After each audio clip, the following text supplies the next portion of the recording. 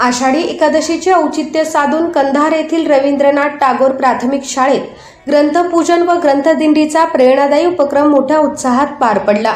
या उपक्रमातून विद्यार्थ्यांमध्ये वाचन संस्कृती, शिक्षणाचे महत्त्व, सामाजिक समरसता आणि सर्वधर्म समभावाचा संदेश देण्यात आला।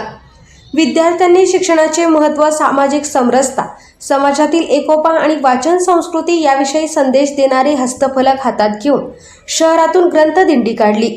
टाळ, मृदुंग आणि लेझिमच्या गजरात निघालेल्या या दिंडीत विद्यार्थ्यांनी मोठ्या उत्साहाने सहभाग नोंदवला।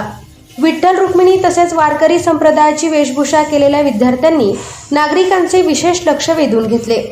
यावेळी गंगाप्रसाद यन्नावार यांनी ग्रंथदिंडी व ग्रंथपूजन या उपक्रमामागील उद्देश विद्यार्थ्यांना समजावून सांगत वाचनाची आवड जोपासणे, ज्ञानाचा प्रसार करणे आणि सर्वधर्म समभावाची भावना रुजविणे हा या उपक्रमाचा मुख्य हेतू असल्याचे सांगितले।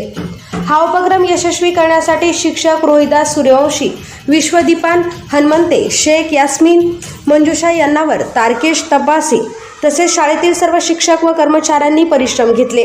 विद्यार्थ्यांच्या उत्स्फूर्त सहभागामुळे आणि नागरिकांच्या सकारात्मक प्रतिसादामुळे ग्रंथदिंडीला विशेष रंगत आली।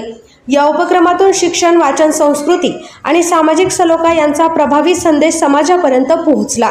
आज आषाढी एकादशी निमित्त रवींद्रनाथ टागोर प्राथमिक शाळा कंधार येथे ग्रंथपूजन, ग्रंथ वाचन व ग्रंथदिंडीचं आयोजन करण्यात आलेलं आहे।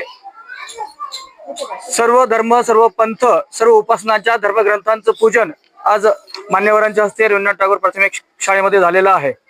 एक चांगला संदेश समाजाला देण्यासाठी हा उपक्रम शाळेने हाती घेतलेला आहे।